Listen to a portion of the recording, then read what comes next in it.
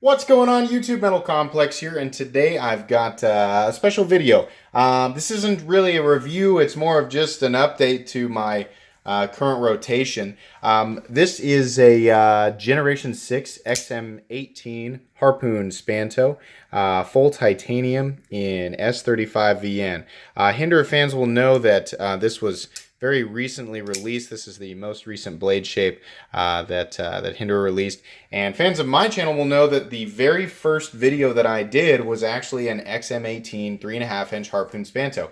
I love this blade shape. It's probably my favorite blade shape from Hinderer knives, and it's tough to say because I also like the Spanto and I also like the slicer. But in terms of where my hands fall on this, where I like to put my hands, I really like that forward choil or finger choil mixed with the position for your thumb up there on the Harpoon, despite me never really using it. But you may have seen in recent unboxing videos or other videos that I've done lately, there was an old school Gen 4 that I had, and I made a comment saying I recently acquired this. It's made its way into my rotation. So for a long time I was looking for like an old school Gen 4 because they would be inexpensive, and then that way I could have a user Hinderer again. I've gotten rid of all my user Hinderers, and all I had up until just recently was this full tie M390 no choil Spanto, and I love that one, but I just never use it. It's kind of a safe queen, and I was like, man, I really want to carry a Hinderer again, and so I found this one, and then Hinderer immediately released this blade shape, which I had been waiting for Gen 6, and I thought, you know what? I'm just going to go for it. And to back up what I've been saying about, what I think of S35VN and how it's like a perfect user steel, initially, and I talked with Ricky about this, initially I saw that he had decided to release this run of Harpoon Spantos in S35VN, and I thought, I kind of wish it was 20CV. Then I thought about it and I was like, wait a minute, this is a great opportunity to build myself like an awesome user Hinderer. So I went the extra mile and got another titanium scale for it, which I found with no milling on the inside. This is a full-on, you can see there the Hinderer head, horse head engraved in there. Full weight scale. A lot of the new ones are milled out. Same way with this one. It's solid all the way through, and I like that. I'm jumping around a lot, but anyways, I went ahead and got that and got the titanium plate because now I can keep my textured one safe and clean and sparkly and whatever, and then I will use that one. So I went ahead and sold the other one and used some of the funds and some other funds from other knife sales to go ahead and pay for this guy, and I'm pretty excited about it. This whole video is just going to be me talking about Hinderers and Hinderer eye candy and blah blah blah. So if you are into Hinderers, you'll probably enjoy this video. If you're not, sorry. I really like Hinderer knives, and I haven't done anything on Hinderer knives for a while, and I haven't made a Hinderer purchase, so this was really important to me. I almost bought another textured titanium scale, but I thought, you know what? As much as I love textured titanium, I really like the smooth stuff too, and I had almost gone ahead with one of those colored scales from DLT Trading, one of the unique colored scales from DLT Trading, and I decided, no, if I'm gonna use this and bead on it, I'll probably be happy that everything's monochromatic, and I know that that's boring to some people, but for me, that's just what I decided to do. I almost changed these out to the phosphor bronze scales as well, but I decided not to do that. I decided to leave it on bearings. This one came with just an excellent detent, locking up there at, I don't know, 30-35%, something like that. Really like that. I've also noticed on the S35VN blades, you get the heat marks on the inside of the notches there, whereas on the M390 and 20CV ones, you don't have those heat marks. Same with the flipper tabs. You can see those kind of coppery marks on the steel. That's just kind of how that is. Otherwise, these are the same. Some other interesting things, you can see there how the Harpoon Spanto differs from the Spanto and the tip, despite the actual blade shapes being very similar from this angle, except for I guess the nose of the blade is just different. You can see the flat carries out about the same. The big thing here was that I was getting an XM-18 Gen 6 with the forward choil in a blade shape that I actually like. You know, I've had, well, not to say that I don't like the no choil Spanto, but I wanted that Harpoon blade shape, and I wanted the choil. You know, on the Eclipse, that was one of my old Eclipses. It's now David's. It's the exact same blade shape, but on the Eclipse, you don't have the forward choil, which is ultimately why I ended up selling that one, which is too bad because that scale is awesome. The gray and black, and this one's Gen 2 Eclipse in 20 CV. Doesn't have the he hasn't done the gens, well, the ones with the bearings and the inserts on the Eclipse yet. I'm sure those are coming, but this is an awesome knife. I missed that one, but I still prefer the XM-18 3.5 inch to the Eclipse. I also really like the fatty Harpoon Tanto. It's essentially, I mean, it's really close to the same blade shape. As of right now, you can only get this blade shape in fatty, which is what that F stands for down there. It's very similar other than the fact that it is a Tanto, and the Harpoon nose up there is much more forward towards the tip versus the Harpoon Spanto. So, interesting. But, you know, I think this configuration, I prefer it the most. Just the fatty in the Harpoon Tanto is great, but that thing is majorly thick behind the edge. I feel that I've got a little bit more, you know, it's a little bit more slicey in the XM-18 3.5 inch standard thickness, and with the Harpoon Spanto versus the Harpoon Tanto. But I don't know. I mean, that's a nice thing about Hinderer knives. They've got so many different blade shapes.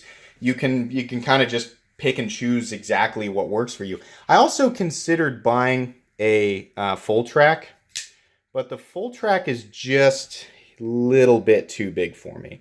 You know, given the amount of money that I spent on this guy, which was $625, I tossed it around in my head. You know, I could EDC a full track, and I don't think I can barely justify EDCing an XM-18 3.5 inch.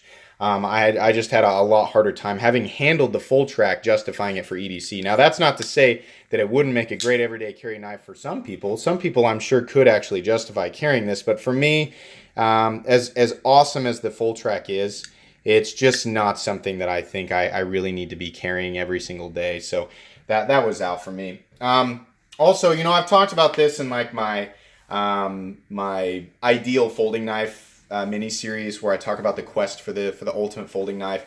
I talk about weight and materials and things like that. And you know, this knife is a great example of kind of what I was talking about and what I look for. It has a lot of those features, but believe me, it's far from, you know, in my head what would be perfect.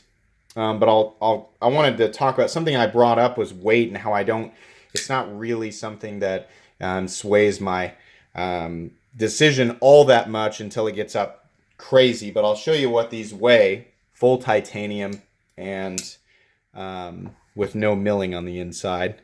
Let's zero that out. Weight 6.35 ounces. Let's go again. 6.38 ounces. So it's, you know, 6.4 ounces, close to. The Eclipse, I'm gonna guess 5 1/4. A little over 5 1/4 without the titanium scale. 5.4. So you're adding an ounce with the titanium, with the full weight titanium. I imagine these new milled scales will only add half an ounce or so. Fatty weighs 5.78 ounces. So this is, I thought maybe this might help some people who have thought, I'd really like to add a titanium scale to my knife, but is it going to make it too heavy? If you've been carrying the Eclipse or the Fatty and you add a full weight titanium scale to it, it's not going to add so much weight that you can't deal with it. I'm curious to see if my other Gen 6 weighs the same. Weighs a little less? Really? I wonder why. 6.28. That's weird. My new Hinderer weighs more. A little bit. Huh. I wonder what the excess weight's caused by. Who knows? Probably because of the, maybe the excess weight pulled out by the texturing. Who knows? Let's compare it with the weight on the full track. Full track is the heaviest, weighing 6.81 ounces. So, you know, in terms of weight and all that stuff, full tie XM-18 actually weighs less than the half track. I'm going to guess you're at 5.75 ounces if you did one of the new milled out titanium scales. I don't know. I thought some people might find that interesting. Maybe you guys did, maybe you didn't. But anybody who's curious, somebody mentioned in the comment section, they're like, I just bought a XM-18 3.5-inch Harpoon Spanto and S35VN, and I said, yeah, me too. And he said he got the red scale. I got the red scale too. So whoever you were, we have the exact same knife, other than, you know, I mean, initially, before I changed the scale over. But I just really have always wanted to, you know, for the longest time, ever since I saw my first full titanium XM-18, I thought I'm going to own that knife one day and I'm going to baby it and I'm never going to use it. Well, now I've had like 21 of these things total. And everything except for the full track on the table was originally owned by me. So these are a bunch of them. But and then, you know, I had some user ones and I used them for a while and then I sold them or traded them. And then I was like, I miss my user XMs, and I'd get one back. And then I would switch out my Grail XM or however many Grail XMs I had that weren't being used. And this most recent time around, I thought I'm good. I don't, you know, need a Hinderer user right now. And I've decided that as many times as I've done this, and this is a crazy person talking. This is the voice and thoughts of a crazy person who is full on Hinderer bandwagon, and just, you know, just know I'm heavily biased towards Hinderer knives. My thought process is that I need to have at least one Hinderer Grail that I just keep perfect at all times, and I never use it or mess with it, and it's always perfect just so I can sleep at night. And I need to also have a full titanium Hinderer user that is Gen 6 and has that, you know, that flipping action that I like, and has that nice smooth drop shut feeling. But I also need it to be in a blade shape that's ideal for use for me, in a blade steel that is ideal in terms of use for me, and that also backs up what I've said. You know, I mean, if this tells you how far I'll go to back up S35VN, I paid $625 for that knife, and it's S35. And a lot of people, you know, will say you can get S35 for $100 right now, and in, you know, whatever Spyderco or whatever knife, you know, there's a lot of them out there. There's ones under $100. That one's kind of questionable, that LAPD knife. But to me, it's about a whole bunch of different things, you know, and I'm going to talk more about that in my series where I talk about you know, my quest for the ultimate folding knife.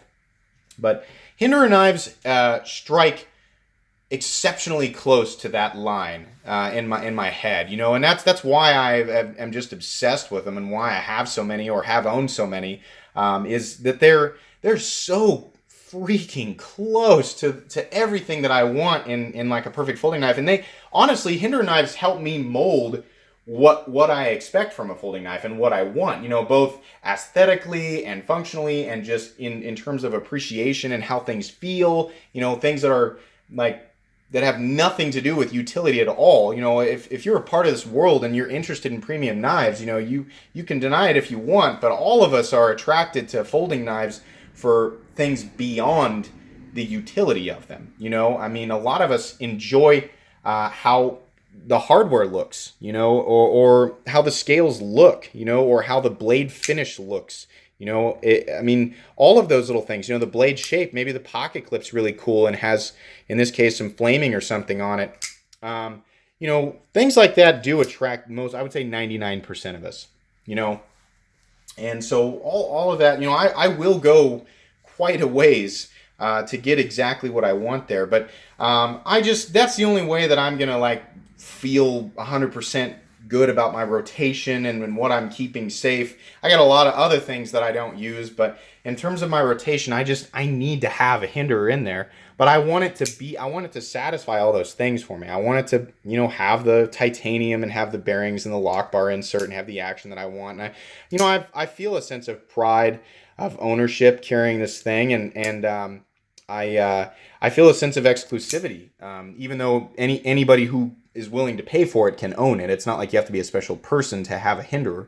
But there is that, you know, and it does feel good. You know, I want to be honest with you guys. A lot of people are going to roll your eyes or not like me for saying something like that. But truthfully, yeah, that's part of the reason that I like Hinderer knives, and it's part of the reason that I like, you know, really, really nice knives in general. It's not that like paying that much money gives me a sense of satisfaction. It's more so, it costs what it costs, but I like how it looks, I like how it feels, I like how it functions, and they bring me joy. And for me, Hinderer knives are so consistent in their quality and their, you know, the craftsmanship that goes into things and just how they look and feel. I mean, it's so consistent for me that I don't have a problem repeatedly getting them, you know. And I make, you know, a lot of times if I decide I'm done with one and it's time to sell it, you know, I get a lot of my money back out of it. It's not like I'm eating the entire cost of all of these. Sometimes, you know, there have been a few occasions where I've gotten the same or actually more than what I paid. Not by much. That's very rare, you know, that happens. But and I, you know, I know some people frown at that. You flip a knife for more. There's only been one occasion I think that I had a Hinderer that actually sold for more than I paid. But it wasn't by much. I think I might have made $25 on the original price. So don't burn me at the stake or anything like that. But I don't know. You know, this was a big ramble and just me talking about Hinderer knives and why I want to carry this. And you know, this isn't the sliciest blade in the world. It's a standard thickness at 165 thousandths, but I have that joy of knowing that you know, the feeling of preparedness, I guess, despite me working in an office setting and not having any real need for a knife like this. It's like, yeah, it's nice to carry. And even at 6 1/4, 6.5 ounces, this thing carries so easily in my jeans pocket. You know, in khakis or lighter pants, it might feel like it's kind of weighing you down, but truthfully, I have no issues carrying a knife like this. This one in particular has excellent action, feels nice on the flip. It's still breaking in, but it drops pretty readily.